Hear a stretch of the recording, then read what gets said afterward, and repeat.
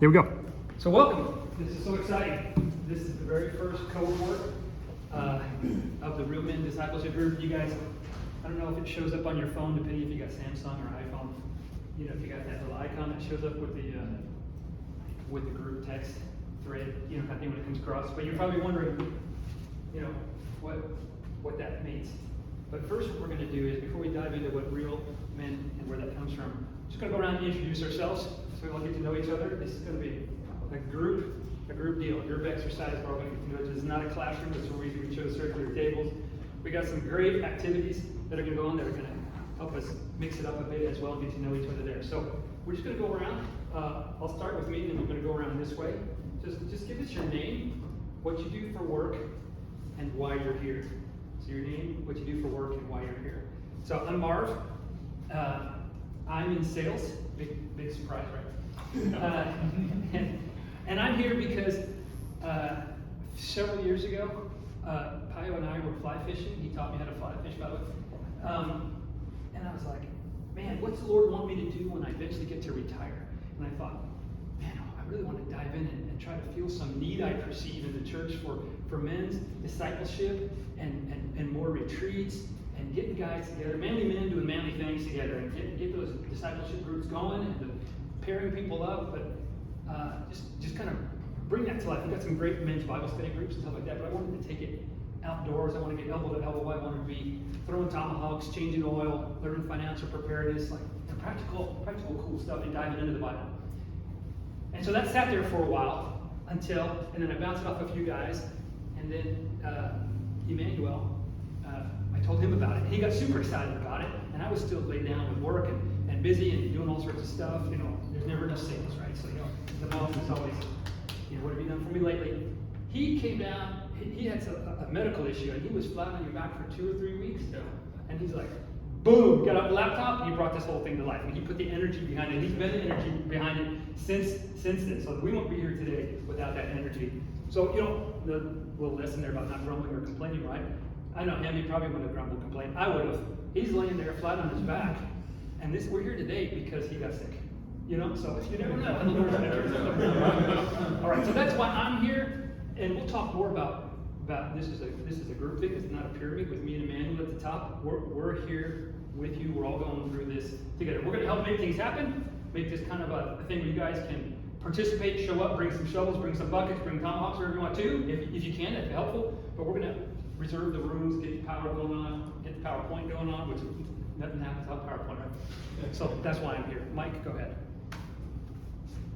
Go ahead with my introduction. I'm Mike.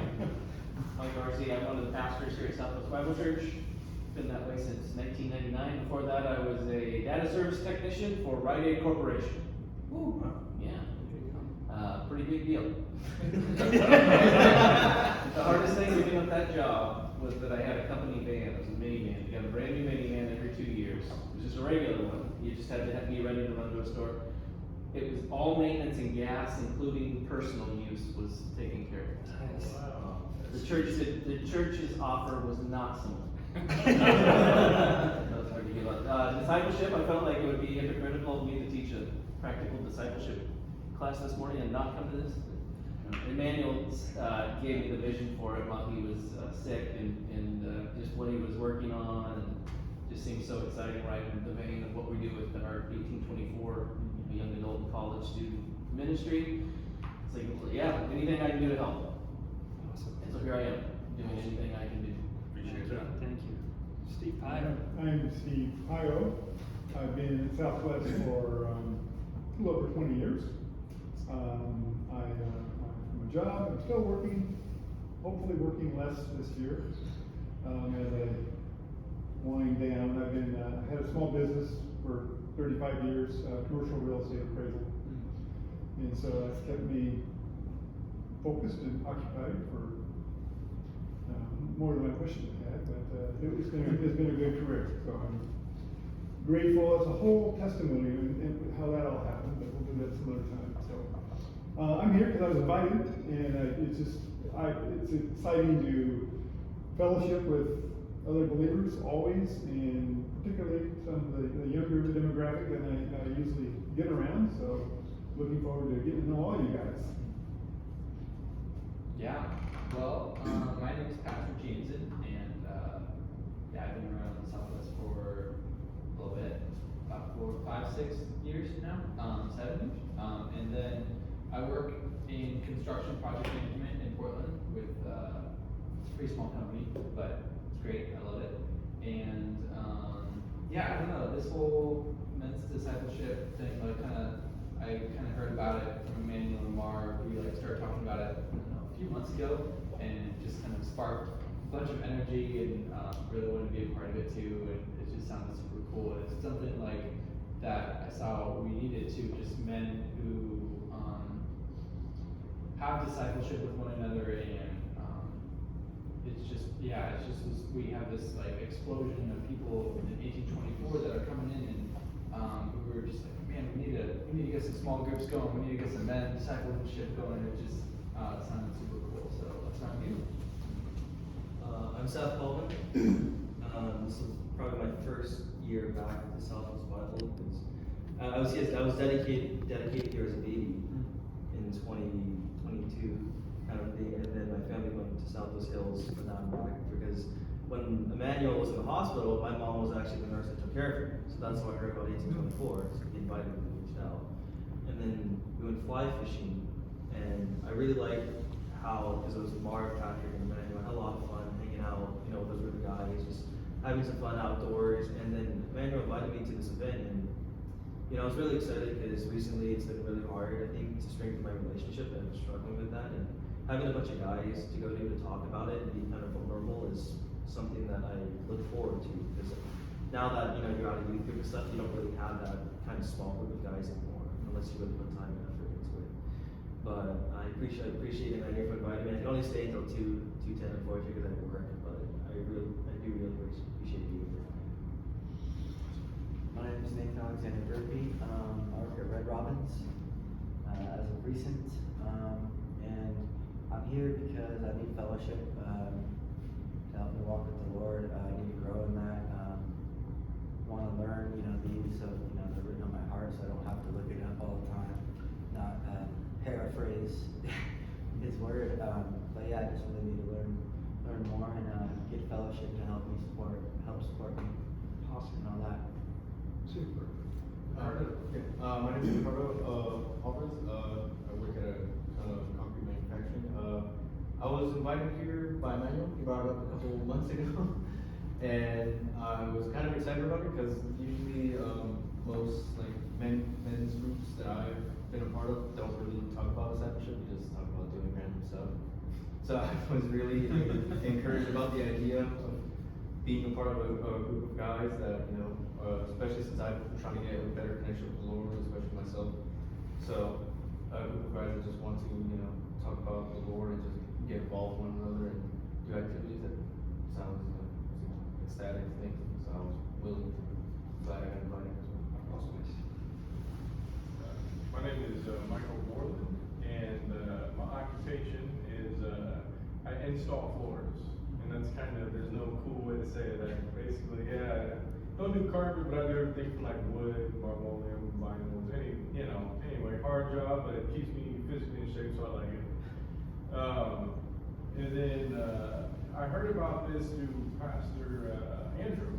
Yeah, he told me about it, and as of this year, just so many twists and turns, and so I've been really plugging back into the church. I've been going here since I was about early 20s. I'm 39 now, so do the math.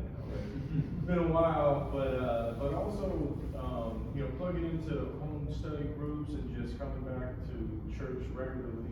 And I heard about this, and I learned a lot in life about how to be a man and certain other things. But I thought it would be real good to just get back to the roots of what it is to be a man amongst other Christians, and more so geared towards what God sees as a man rather than what the world sees. And so, and then also just the fact that we're going to be doing some other things, which isn't bad, but outside of just studying amongst us men. I thought that was also cool and just exciting. And so, yeah, excited to be here and just fellowship and see how God leads us.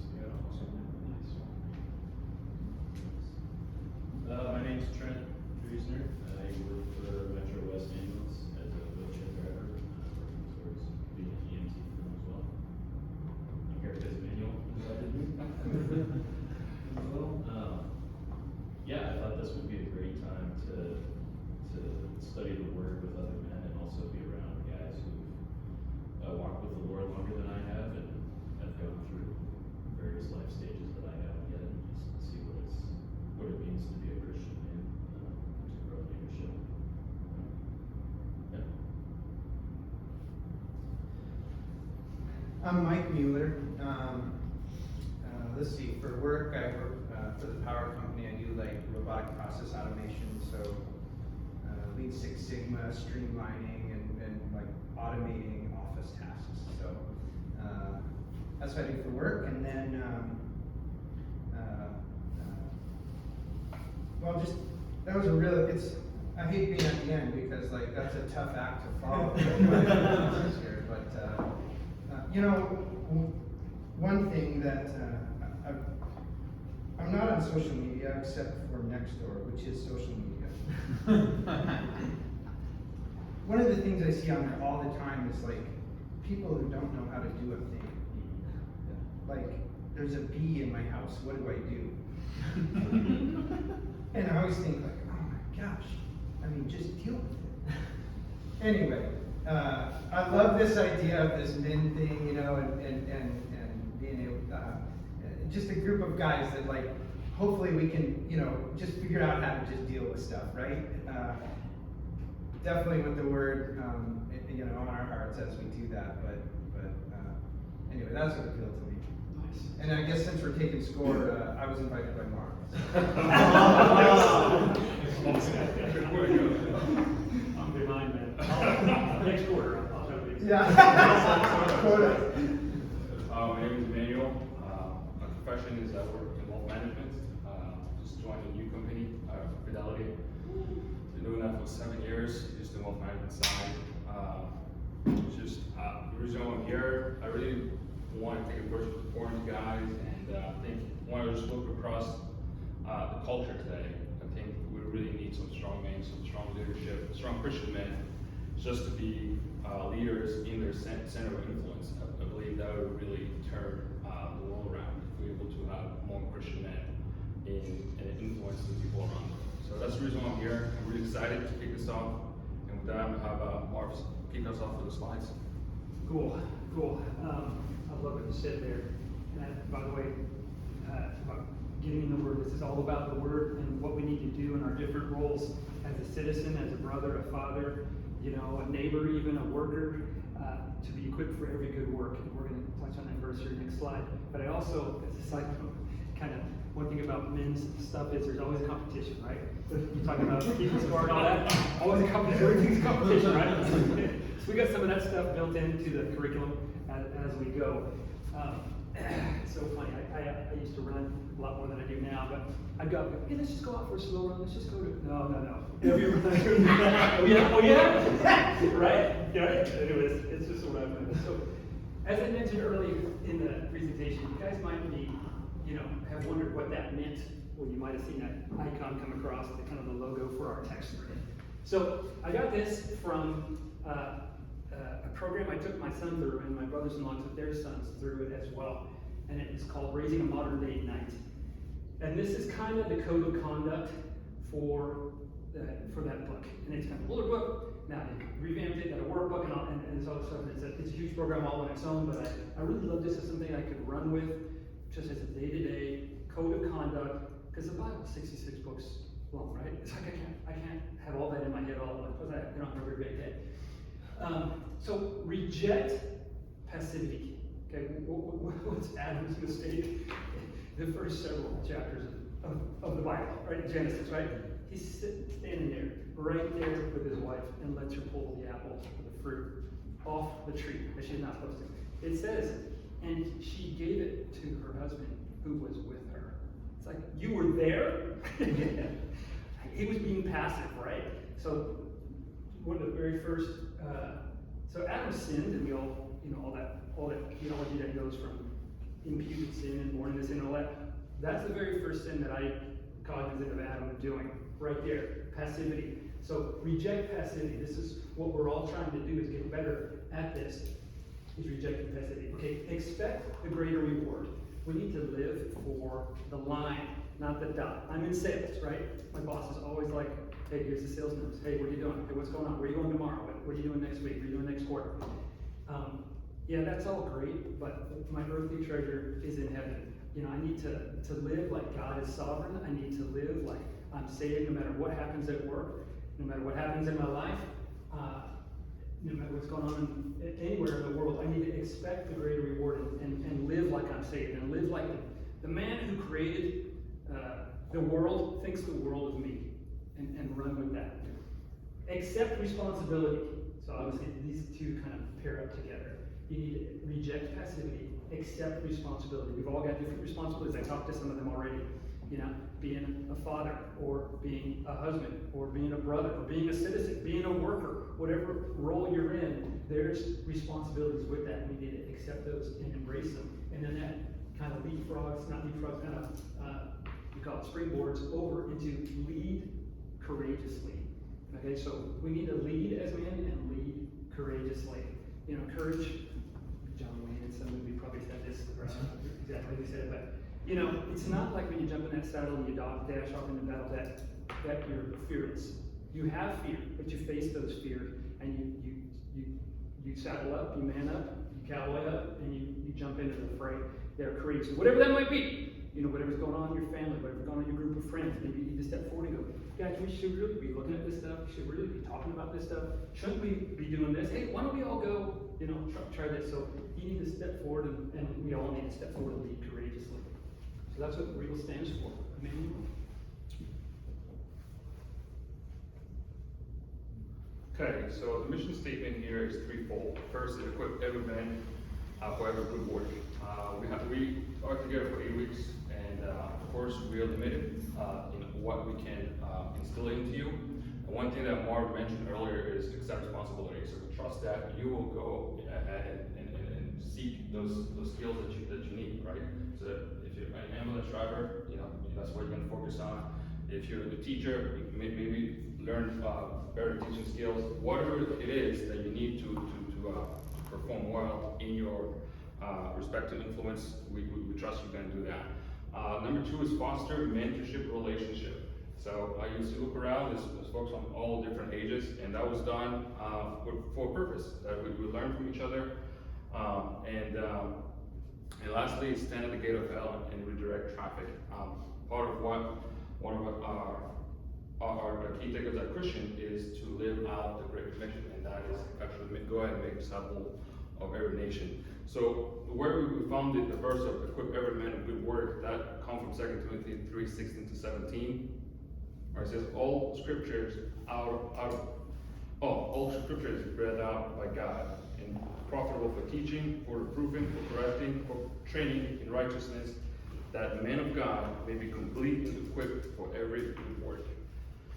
So my goal, and Marv and with the council that worked to put this together, is that at the end of this whole program is that you're able to confidently say, I focus on the person of Christ to live out my life as a true son of God. I'm a leader in my family, friend group, and community, and I'm dedicated to equip myself with the necessary skills to provide, protect, and lead my loved ones and follow through the Great Commission.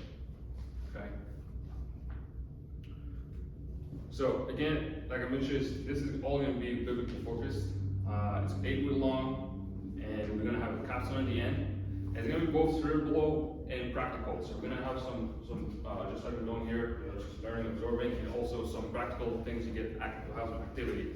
Some key topics just to whet you up that a little bit. So we're going to have a discussion on manhood, love for God, holiness and purity, and servant leadership. Okay, cool. So I'm going to talk here about just the capstone campout. We call it capstone because we're going to put all our skills together and we're going to try to demonstrate them. Not everybody's going to demonstrate every skill you learn over the 8 weeks, but it's going to be a deal where someone is going to demonstrate at least one of those skills. Some of them are going to be critical survival skills that we're going to need. And not a lot of snow out here right now. That's not unusual, but it's kind of, we don't know how much snow is going to hit Mount Hood. But right now we're hoping to go to Mount Hood. and I'll tell you a little bit more like that as we get down to the third logo there. But first of all, this is a graduation exercise. It's not a retreat. Okay? So it's going to be just one night, March 2nd and 3rd. That's a Saturday and a Sunday. Okay. Lord willing, we're going to have some snow. We'll be able to go to Frog Lake on Mount Hood. I don't know if you guys know where that is. It's on the north side of the highway as you're heading east. And what we're going to do is build what's called a Quincy. Nobody uses the word Quincy except the Boy Scouts, so we just call it Snow Cave. And there'll be spontaneous intergroup challenges. You guys ask me, Mark, give me your testimony, 3 minutes, go. And I'll go, okay, then I'll go, well, yeah, we need a fire, you, go. No, seriously. So we're going to teach you these skills and then use them. That's what the intergroup challenges are going to be, and those will be the skills that you learn in these 8 weeks. And so we're going to give you a list of recommended equipment and clothing and cold weather gear. Like a snow shovel, that kind of thing. We'll give you a recommended snow shovel. I've done this 5 or 6 or 7 times already with the Boy Scouts, and I'll give you just kind of what worked well for me and what didn't, and things to definitely watch out for. And it'll just be one night in the morning. We're going to get up, and I'll tell you everything that's going to go on there, but it's just one night. How about that? Cool. Good. Emmanuel, this is your slide, right? That's yours. Okay. That's yours. Well, that's me. Yeah, I'm next. Sorry. So what you can expect from us. So clear communication. I'm a communicator, probably over communicate sometimes, but I want you guys to always be clear, but always feel like you can ask questions. Okay? I just met some of you for the very first time just, a few minutes ago. So obviously there's going to be questions. Feel free to ask those questions.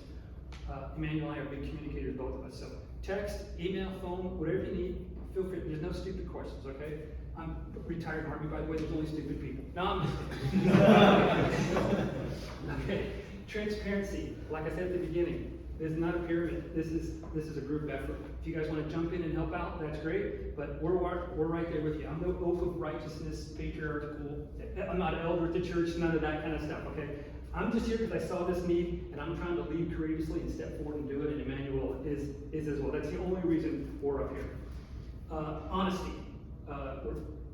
Obviously that goes with transparency. If we don't know it, we're going to try to be as honest as possible. Say we don't know it. If we screw up, we had to screw up early already in the schedule, and I screwed up week 2 and week 3. So we'll try to be as honest as possible, and just always keep in mind, God still loves me at the end of the day. So we're going to challenge you guys to think and empower you to take action. The empowering part comes from the Word of God, right? You just read 2 Timothy 3:16 and 17 about all Scripture is inspired by God. And so there's that power in the Word. We're going to empower you by giving you those biblical tools to take action. Obviously, we want to point you to Christ, the entire thing, with everything we think, say, and do. Psalm 19:14, let the words of my mouth and meditation of my heart be acceptable in your heart, O Lord. So we want to do that. Everything we do, it's going to be an open, safe, respectful, and encouraging environment. So we want to have fun. Feel free to, let your type A come out too. Give some grace too, but we're here to have fun. Some of us are a little bit younger, some of us a little bit older, some of us have some skills, some of us don't. It's okay. Let's just have fun with it and encourage each other and just bond, basically. Emmanuel, I'd love to have a well-organized, curated course to assist in your spiritual growth. So we've met many times now already at my kitchen island and try to get this all tweaked in. There's going to be mistakes because I'm part of the equation, but we're going to try to have it organized so that you guys can really get a lot out of this. It's not going to be slapdash, spontaneous, pulling it out kind of a thing. Okay. This is. All right. So expectation that we have of you, right? So first, we want you to be open, transparent, honest, and engaged. The more you put in, the more you're going to get out of it, right? Punctual, right? That's one of my biggest pet peeve, okay? If when you're late or not on time, I think it hurts us, it hurts you. We only have 2 hours together to get this going. Is that fair? Is that a fair assessment? Okay. Clear communication again. We want you to be honest with yourselves and tell us how this is going. Positive attitude and respect, and of course accountability. One thing that we're going to be doing starting week 4 is we're going to pair people up and going through different sessions. So one of the things that we expect you to meet weekly, starting from week 4, where you guys talk about how you guys doing with this program, or how you guys doing in life, just so we can get those mentorship relationships are growing. So with that, before I turn it over to Mike to get started, do you have any questions on where we're doing, what we're about, anything like that? Well, I miss much leaving at 2:10. I do have work, and I've asked them to move my hours, but unfortunately I can't move my hours. Okay. Where do you work? Chipotle. I'll call Okay, so that's something we'll, that'll be hard because you'll miss a lot of the practical stuff. So if that might not a good timing, you might want to rethink of doing it because we're going to try to do this every quarter. So you might want to see if you want to do it during the second quarter. Okay. Because it's not a matter of willingness. I know you want to do it. It's a matter of capacity, right? If you just can't afford that on your plate right now, just think about doing it on the second quarter because we're going to do this 4 times throughout the year. It's God willing is what we're trying to do here. Here's a question that I got for you guys. Is 1 to 3 a good window for any given man in the church you think to come? Let's talk about you men. Is 1 to 3 good? We told you Saturdays, Sundays, early Saturdays, late Sundays, all sorts of stuff. And we know some of you are fathers, some of you are single. You know what? How's it fit for your schedule? Because we can move things around too. If 12 to 2 is better, or something like that.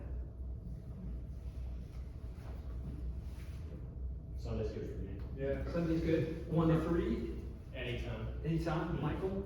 Yeah, I think it really is just any time and then just seeing, with me it works. And I think 1 gives us a little bit of time after if we need the second service or, just being, anyway, gives us a little bit of a breather. Yeah. So if it was 12 to 2, it might be a little tight because sometimes service doesn't end right at 12. Yeah. Yeah, so I think, anyway, yeah. So I think. Nathan? Ricardo? Seth? I know Seth, obviously. Yeah. Go ahead. It's today, I gotta go to Q2 for a family dinner, but normally, yeah. That's good. Sounds good. Ricardo? Oh. Okay, cool. All right. Okay, we got 2 new guys that just jumped in. Should we have them quick introduce themselves? Yeah, go ahead, and then we'll pass it on. Go ahead. You're sitting.